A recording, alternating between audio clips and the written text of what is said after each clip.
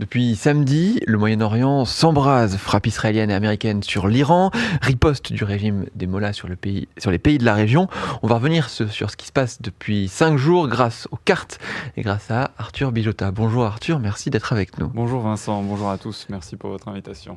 Vous allez nous expliquer, vous faites cet article avec Dario Augusto et le reste du Fig Data pour nous expliquer ce qui se passe depuis samedi matin. Ces frappes, on va dérouler cet article pour le montrer à nos internautes. Déjà, l'ampleur des frappes en Iran. Alors, on voit d'ailleurs sur cette carte des points rouges et des points noirs. Est-ce que vous pouvez nous expliquer ce que c'est ? Oui, alors les points rouges, ce sont les frappes qui ont eu lieu depuis samedi 28 février, donc depuis le premier jour de l'offensive israélo-américaine sur l'Iran. Les points noirs, ce sont les frappes les plus récentes, celles qui ont eu lieu hier, mardi 3 mars. Qu'est-ce qu'on voit de plus sur ces cartes, sur les lieux frappés ? Alors on voit plusieurs choses. On voit d'abord la capitale, Téhéran, qui est la ville la plus frappée. On y reviendra dans quelques instants. Et vous voyez également d'autres villes iraniennes frappées. Je pense à Ispahan, qui est alors juste au sud de Téhéran, tout au nord-ouest également, là où vous voyez beaucoup de points, c'est la ville de Tabriz. Vous voyez également plus au sud, également en marron, en noir, la ville de Shiraz. Donc il y a de nombreuses villes iraniennes qui ont été frappées.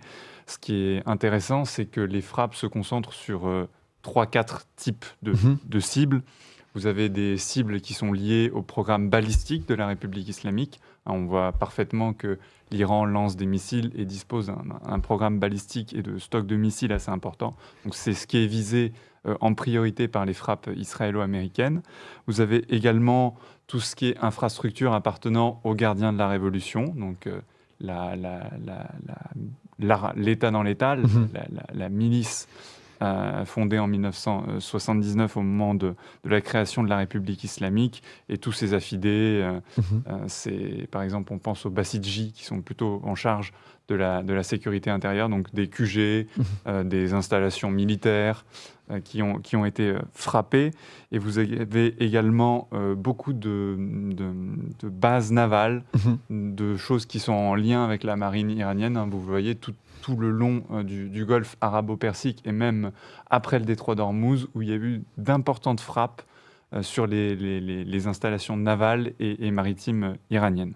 Alors ça, c'est pour le côté militaire. Est-ce qu'il y a des frappes aussi sur les infrastructures nucléaires ? On en avait parlé beaucoup en juin dernier. Alors, les infrastructures nucléaires ne semblent pas être le cœur des cibles visées par les Israéliens et par les Américains, contrairement au mois de juin. Au mois de juin, on se souvient que les frappes israéliennes d'abord, puis américaines ensuite, avaient visé plusieurs sites nucléaires, Fordo, Natanz et Ispahan. Ce qu'on sait à l'heure actuelle sur les sites nucléaires, c'est que celui de Natanz a été visé assez modestement, si je puis me permettre. On a des images satellites qui montrent quelques dégâts, mais pas non plus un site complètement détruit. Et on a également plusieurs installations nucléaires qui sont des complexes secrets dans la banlieue de Téhéran. On a du mal à avoir des informations, mais en tout cas, le nucléaire est moins le cœur de cible que lors de la guerre de 12 jours en juin dernier. Justement, pour expliquer un peu à nos internautes comment ça marche, on voit tous ces points. D'ailleurs, si vous allez sur le site et si vous ouvrez cet article, vous voyez que c'est très détaillé. Comment on arrive à être sûr de ces frappes ? Alors, il y a plusieurs choses. Il y a tout d'abord des think tanks, des laboratoires d'idées, des centres de réflexion américains pour la plupart, dont c'est le métier de recenser les frappes et qui s'intéressent au Moyen-Orient depuis très longtemps, qui nous envoient des cartes, qui nous envoient une liste de cibles géolocalisées, sur lesquelles on a un haut degré de certitude, donc sur lesquelles on peut s'appuyer. Ça arrive généralement dans nos boîtes mail durant la nuit. Donc c'est ce que vous voyez ça ce matin. Et puis tout au long de la journée, il y a tout un travail de veille, de TOSIN, comme on dit, de renseignement en source ouverte, qui est fait par de nombreux internautes. et dont nous, on se sert, on vérifie, on essaye de ne pas tomber dans les vidéos générées par intelligence artificielle, par exemple. Parce qu'il y en a. Parce qu'il y en a beaucoup. Et on s'appuie, on vérifie, on regarde si le bâtiment à côté correspond bien. On vérifie sur Google Maps, sur Google Earth. Il y a tout un travail fait tout au long de la journée qui nous permettent de nourrir au fur et à mesure. Et le lendemain matin, on recommence à partir du fichier envoyé par nos amis américains. Depuis samedi matin. Alors on a parlé de l'Iran dans sa globalité.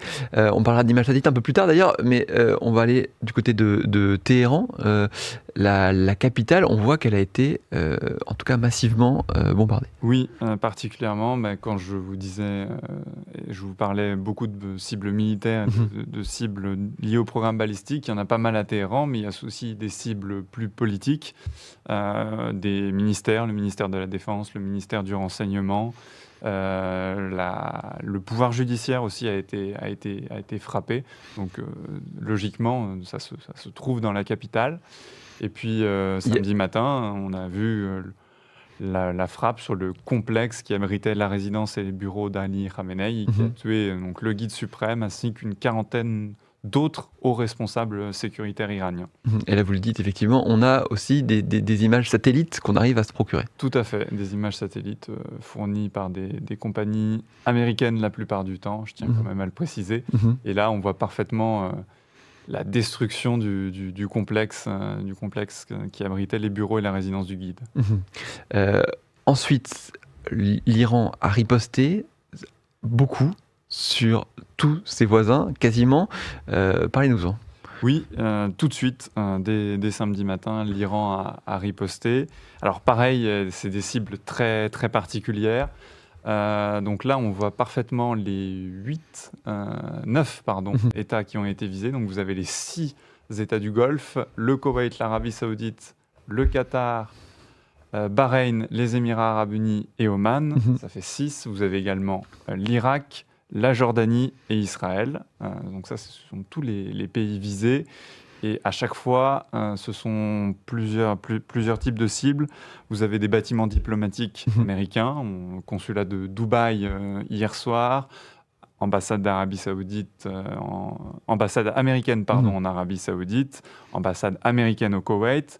Vous avez des bases américaines dans la région. Il faut savoir qu'il y a énormément de bases américaines au Moyen-Orient qui sont visées. Des ports, des infrastructures énergétiques. Également, là, on voit la raffinerie de Ras Tanura en Arabie Saoudite, qui est l'une des plus grandes au monde, qui a été visée avant-hier matin. Et vous avez également des hôtels à Dubaï, on a vu, oui, effectivement, des centres commerciaux, etc. etc. Donc, une diversité de cibles. Et les ripostes iraniennes se font avec des missiles balistiques et surtout avec des drones. On a parlé donc des pays autour. On peut faire une petite insiste sur le Liban. Le Liban qui a frappé Israël et Israël a riposté très rapidement. Effectivement, le Hezbollah... D'ailleurs, le Hezbollah, pas le Liban, effectivement.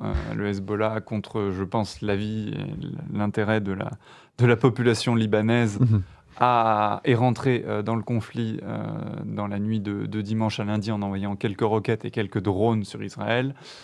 Israël a tout de suite riposté. Il y a eu beaucoup de frappes, vous le voyez sur cette carte, dans le sud.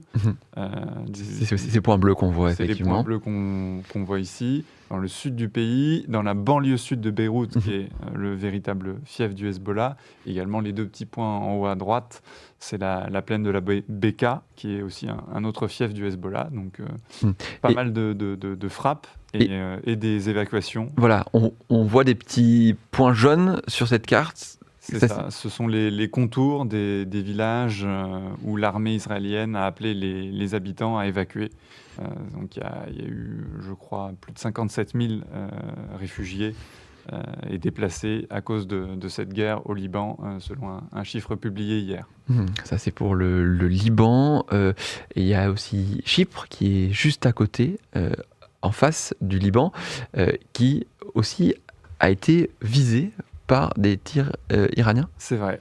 Chypre, c'est l'Union européenne, c'est un pays de l'UE qui appartient à l'UE. Et il a effectivement été visé par 3 à 4 drones qui ont été envoyés depuis le Liban, selon plusieurs sources gouvernementales à Chypre, qui ont visé la base anglaise qui appartient au Royaume-Uni sur l'île. Et à partir de là, on va dire, il y a eu un fort renforcement militaire, notamment de la part de la Grèce, 2 avions de chasse, une frégate. Il y a le Royaume-Uni qui envoie également un bateau sur place, et la France. On l'a entendu hier, le président de la République qui a annoncé que le porte-avions Charles de Gaulle, la frégate Languedoc et des moyens également de défense anti-aérienne allaient être envoyés à Chypre. Donc voilà, Chypre qui est l'État de l'UE le plus proche du Moyen-Orient, mais qui se retrouve emporté par la guerre. Visé, effectivement. Alors, on parle aussi depuis le début de ce conflit, depuis samedi, des intérêts économiques de la région, parce qu'il y en a énormément. Vous allez nous en parler. Déjà, le fameux détroit d'Ormuz. Vous le montrez bien sur ces cartes. Tous ces petits points noirs-là, ce sont des bateaux qui transitent normalement par le détroit d'Ormuz. Voilà, ce que vous voyez en noir, en gris sur la carte, c'est le trafic maritime habituel. Donc, vous voyez que c'est une zone très très dense au niveau du trafic maritime, et donc qui est bloqué, fermé par les gardiens de la Révolution depuis lundi soir, et ça pose pas mal de problèmes. Il y a beaucoup de bateaux qui sont tout simplement coincés à l'intérieur du détroit d'Ormuz, et c'est surtout un lieu de passage très important pour l'apport en hydrocarbures, pétrole et gaz de très nombreux pays à travers le monde. Effectivement. D'ailleurs, on le voit sur cette carte, beaucoup de rouge et de vert aussi. Vous allez nous expliquer ce qu'on voit là. Alors, le rouge, c'est les gisements de gaz qui sont présents dans la région. Vous voyez la grosse tache rouge entre le Qatar et l'Iran. C'est le grand gisement South Pars qui est exploité conjointement par l'Iran et par le Qatar. Donc, il faut se mettre d'accord pour le faire en plus. Donc, voilà. Ça montre qu'il y avait des coopérations dans la région. Et en vert clair, j'ai envie de dire, vous avez les sources, le pétrole, et les nappes de pétrole à travers la région. Donc vous envoyez au Koweït, en Arabie Saoudite, aux Émirats Arabes Unis. Et il faut savoir que depuis 4-5 ans, vous aviez environ 20 millions de barils qui passaient dans le détroit d'Ormuz chaque jour. 20 millions de barils chaque jour. Dans ces 20 millions de barils, vous avez 15 millions de pétrole brut et 5 millions de produits déjà raffinés. Et on va juste parler de ces 15 millions de barils de pétrole brut. Il y en a à peu près, on va dire, un bon tiers qui allait en Chine. Un autre, une bonne partie également qui allait en Inde, au Japon et en Corée du Sud. Sur ces 15 millions, il y en avait à peine 500 000 qui allaient en Europe. Donc, au niveau du pétrole, l'Europe ne semble pas la plus impactée par la fermeture du détroit d'Ormuz. Effectivement, plutôt la Chine ou le continent asiatique, on l'aura compris. Merci beaucoup Arthur Billotta, Merci, en tout cas d'avoir été avec nous pour nous présenter ces cartes, pour nous expliquer ce qui se passait. Vous pouvez retrouver d'ailleurs cet article que je vais vous montrer. On va aller tout en haut de cet article, hop, que je vous montre ici avec toutes ces cartes qu'on vous a passées lors de ce live avec les différentes frappes. Guerre au Moyen-Orient, jour 5, suivi la situation carte que vous pouvez retrouver demain, qui sera sûrement titré jour 6, puis le surlendemain, jour 7, parce que cette carte est mise à jour quotidiennement et même plusieurs fois dans la journée. Merci en tout cas Arthur d'avoir été avec nous. Merci à vous du Figaro d'avoir été nombreux à nous suivre. Pour ceux qui nous suivent sur YouTube, vous n'hésitez pas bien sûr à vous abonner pour ne rater aucun de nos prochains lives, et je vous souhaite une très bonne journée.